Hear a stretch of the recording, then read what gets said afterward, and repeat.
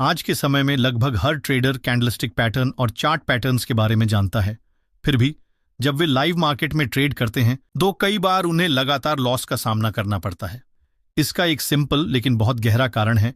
Live market में वे chart को सही ढंग से रीड नहीं कर पाते। इसे एक आसान उदाहरण से समझिए।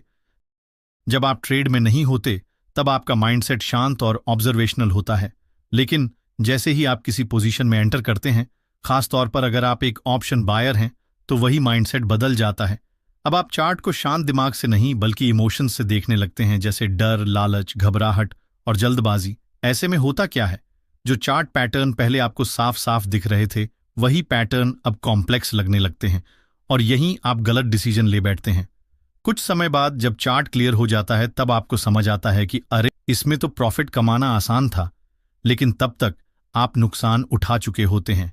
इसलिए ट्रेडिंग में सफल होने के लिए आपको सिर्फ पैटर्न या इंडिकेटर नहीं, 3 चीजों पर खास ध्यान देना होता है। पहला, प्राइस एक्शन, दूसरा, कैंडल्स का फॉर्मेशन और तीसरा और सबसे जरूरी, माइंडसेट। अगर आप इन 3 चीजों को कंट्रोल करना सीख लेते हैं तो आपका प्रॉफिटेबल ट्रेडर बनने का चांस बहुत ज्यादा बढ़ जाता है। और इस वीडियो में मैं आपको एक ऐसी सीक्रेट ट्रिक बताने वाला हूं जो खासकर ऑप्शन ट्रेडर्स के लिए है। एक ऐसी ट्रिक जिसका इस्तेमाल हर बड़ा ट्रेडर्स करता है, लेकिन बहुत कम लोग इसके बारे में जानते हैं। लेकिन उससे पहले मैं आपसे एक सिंपल टेस्ट लेना चाहता हूं। ये टेस्ट आपकी चार्ट रीडिंग स्किल्स को परखने के लिए है।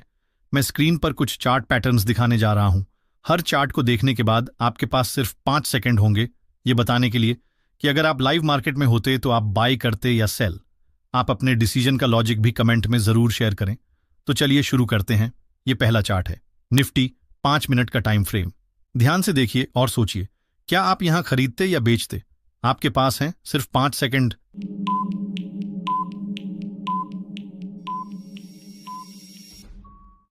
तो चलिए, अब आप अपना जवाब नीचे कमेंट में जरूर बताइए।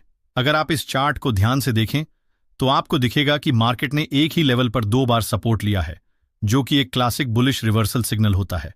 लेकिन सिर्फ इस बेस पर ट्रेड में एंट्री लेना सही नहीं होगा। हमें कैंडल्स की अगली फॉर्मेशन पर भी ध्यान देना होगा। अब आप देख सकते हैं कि सपोर्ट एरिया के पास एक बड़ी बुलिश कैंडल बनी है, जो आसपास के कैंडल से भी थोड़ी बड़ी है। इसके साथ ही जैसे जैसे मार्केट सपोर्ट जोन के पास आया, कैंडल्स छोटी होती गईं और लोअर विक्स बनने लगीं। ये संकेत हैं कि बायर्स अब मार्केट को कंट्रोल में लेना चाहते हैं। और जैसा कि आप देख सकते हैं, इसी सपोर्ट एरिया से मार्केट ने अपसाइड मूवमेंट लिया।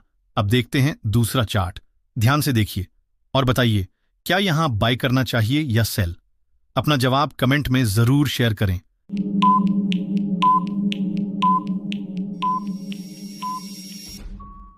इस चार्ट में आप देख सकते हैं कि मार्केट ने कई कैंडल्स के जरिए एक स्ट्रांग बेस बनाया है, जहां प्राइस बार बार रुक रहा था। इसका मतलब है कि बायर्स धीरे धीरे मार्केट में एंटर कर रहे हैं। यह एक एक्यूमुलेशन सिग्नल है। इसके बाद एक बड़ी बुलिश ब्रेकआउट कैंडल बनती है जो उस बेस से ऊपर निकलती है। इसका साफ मतलब है कि अब सेलर्स की ताकत कम हो रही है और बायर्स कंट्रोल में आ रहे हैं। इसलिए यहां हम एक बाय ट्रेड प्लान कर सकते हैं। और जैसा कि आप देख सकते हैं, मार्केट यहां से ऊपर चला गया। अब देखते हैं तीसरा चार्ट। इस चार्ट को गौर से देखिए और बताइए, बाय करना है या सेल? इस बार इसका सही जवाब मैं अपने टेलीग्राम चैनल पर दूंगा। अगर आप अभी तक चैनल से जुड़े नहीं हैं तो लिंक आपको इस वीडियो के डिस्क्रिप्शन में मिल जाएगा। ज्वाइन जरूर करें। अब अगर आपने इन दोनों चार्ट्स के सही जवाब दिए हैं तो यह साबित करता है कि आप चार्ट पैटर्न्स को अच्छे से समझ पा रहे हैं। लेकिन सवाल यह है, जब आप लाइव मार्केट में होते हैं तो फिर भी लॉस क्यों होता है? और अगर आपने इनमें से कोई भी जवाब गलत दिया है तो फिर यह वीडियो आपके लिए और भी जरूरी है। इसे पूरा जरूर देखिए, क्योंकि आगे मैं आपको वो सीक्रेट ट्रिक बताने वाला हूं जो आपकी ट्रेडिंग को पूरी तरह बदल सकती है। तो अभी तक हमने जितने भी चार्ट पैटर्न देखे, बट कंफर्मेशन के लिए हम लोगों ने एक कॉमन सी चीज देखी, कैंडल की साइज। यानी चार्ट पैटर्न रीडिंग करते समय आपको कैंडल की साइज देखना बहुत जरूरी है।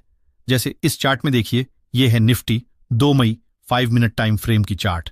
तो इस चार्ट को अगर आप देखेंगे तो आप क्लियर देख सकते हैं कि जैसे जैसे मार्केट अपसाइड जा रही है वैसे वैसे कैंडल की साइज छोटी होती जा रही है और इस एरिया में एक रेड कैंडल की फॉर्मेशन होती है जो बाकी कैंडल्स की साइज से बड़ी है। और देखिए, मार्केट लगातार डाउन साइड आ गई। इसका मतलब है चार्ट रीडिंग करते समय हमें कैंडल की साइज को भी ध्यान में रखना चाहिए। अब बात करते हैं कैंडल की विक क्लोजिंग की इंपॉर्टेंस के बारे में। इस चार्ट को ध्यान से देखिए। प्राइस नीचे से ऊपर की ओर मूव करते हुए अपने प्रीवियस हाई को एक स्ट्रांग बुलिश कैंडल के जरिए ब्रेक करने की कोशिश करता है। यह देखकर बहुत से रिटेल ट्रेडर्स सोचते हैं कि अब ब्रेकआउट हो चुका है और तुरंत लॉन्ग पोजीशन ले लेते हैं, लेकिन थोड़ी ही देर में वही कैंडल उस स्विंग हाई के नीचे जाकर क्लोज हो जाती है। कुछ समय बाद मार्केट फिर से उसी लेवल पर आता है, लेकिन इस बार एक लंबी अपर विक बनती है और कैंडल फिर से उसी रेंज में क्लोज हो जाती है। यही वह जगह है जहां ट्रेडर्स फंस जाते हैं, ट्रैप हो जाते हैं। जब प्राइस किसी इंपॉर्टेंट लेवल को बिना रुके लगातार ऊपर चढ़ते हुए ब्रेक करता है तो अक्सर पहले से मौजूद बायर्स वहां प्रॉफिट बुक करते हैं। इससे प्राइस में नेचुरल गिरावट आती है और जब तक नए बायर्स उस लेवल पर फ्रेश पोजीशन नहीं बनाते तब तक ब्रेकआउट सस्टेन करना मुश्किल होता है। अब यहां अगर आप ध्यान दें तो कैंडल की विक की लंबाई आपको एक और इशारा देती है। जैसे ही प्राइस उस लेवल पर पहुंचती है वह तुरंत रिजेक्ट हो जाती है। इसका मतलब है कि वहां सेलर्स पहले से मौजूद हैं और वे मार्केट को उस लेवल से ऊपर जाने नहीं देना चाहते। जितनी लंबी विक उतना स्ट्रांग रिजेक्शन। इसलिए अगर किसी दिशा में बार बार रिजेक्शन कैंडल्स बन रही हैं और प्राइस उस विक हाई को ब्रेक करके क्लोज नहीं कर पा रही तो वहां आपको ट्रेड नहीं लेना चाहिए। लेकिन बहुत से रिटेल ट्रेडर्स बिना इन बातों को समझे सिर्फ ब्रेकआउट देखकर ट्रेड एंट्री कर लेते हैं और फिर बार बार लॉस झेलते हैं। ट्रेडिंग सिर्फ पैटर्न की बात नहीं है, ये माइंडसेट प्लस प्राइस बिहेवियर की समझ का खेल है। इसलिए अगली बार जब भी आप चार्ट देखें, विक और कैंडल क्लोज पर ध्यान दीजिए। ये छोटे संकेत ही आपको बड़ा लॉस से बचा सकता है। लेकिन अब आइए बात करते हैं कुछ बेहद अहम टिप्स की जिन्हें हर प्रोफेशनल ट्रेडर फॉलो करता है और आपको भी जरूर करने चाहिए। Plan before you trade. Her trade से पहले एक स्पष्ट प्लान होना चाहिए। इसमें आपकी एंट्री पॉइंट, स्टॉप लॉस और टारगेट पहले से तय हों। जब सब कुछ पहले से परिभाषित होता है तो ट्रेडिंग के दौरान आपकी इमोशनल इन्वॉल्वमेंट कम होती है और आप ज्यादा डिसिप्लिन के साथ ट्रेड ले पाते हैं। इसका सीधा असर आपके रिस्क और प्रॉफिट पर पड़ता है। रिस्क कम होता है, प्रॉफिट के चांस बढ़ाते हैं। Don't just watch index charts, watch option premium charts too. कई ऑप्शन ट्रेडर्स सिर्फ निफ्टी या बैंक निफ्टी के चार्ट देखते हैं, लेकिन कॉल और पुट प्रीमियम चार्ट को नजरअंदाज कर देते हैं। प्रीमियम चार्ट देखने से आपकी एंट्री और एग्जिट की एक्यूरेसी काफी बढ़ जाती है, लेकिन यह सब एक ही फोन पर मैनेज करना मुश्किल है। इसलिए एक बेसिक प्रोफेशनल ट्रेडिंग सेटअप होना जरूरी है। कम से कम एक अच्छा मॉनिटर या लैपटॉप और एक फास्ट स्मार्टफोन, ताकि आप तेजी से एग्जीक्यूशन कर सकें। 3. Technical plus psychology. चार्ट पढ़ना सीख जाना ही काफी नहीं है। ट्रेडिंग में पेशेंस और डिसिप्लिन उतना ही जरूरी है। कई बार लोग सेटअप के कंफर्म होने से पहले ही ट्रेड ले लेते हैं और जब असली मूव आता है तब तक वे नुकसान में होते हैं और ट्रेड से बाहर हो जाते हैं। डिसिप्लिन के बिना आप कभी भी एक कंसिस्टेंट प्रोफेशनल ट्रेडर नहीं बन सकते। Trading is a business, not a game. जब आप बिजनेस करते हैं तो हर कदम सोच समझकर उठाते हैं, बजट बनाते हैं, रिस्क मैनेज करते हैं, इमोशंस को बाहर रखते हैं। ठीक वैसे ही ट्रेडिंग में भी आपको हर निर्णय लॉजिक और डेटा के बेस पर लेना चाहिए, न कि सिर्फ गट फीलिंग या अनुमान के आधार पर। मुझे लग रहा है कि मार्केट ऊपर जाएगा, इस सोच के साथ ट्रेड लेना एक ट्रेडर का नहीं, एक गैम्बलर का माइंडसेट है। अगर आप वाकई एक प्रोफेशनल ट्रेडर बनना चाहते हैं तो इसे पूरी संजीदगी से लें और लगातार सीखते रहें। मैंने अपने चैनल पर ऐसे कई वीडियो अपलोड किए हैं जो हर ट्रेडर के लिए बेहद उपयोगी साबित हो सकते हैं, और सबसे अच्छी बात, ये सब बिल्कुल फ्री हैं।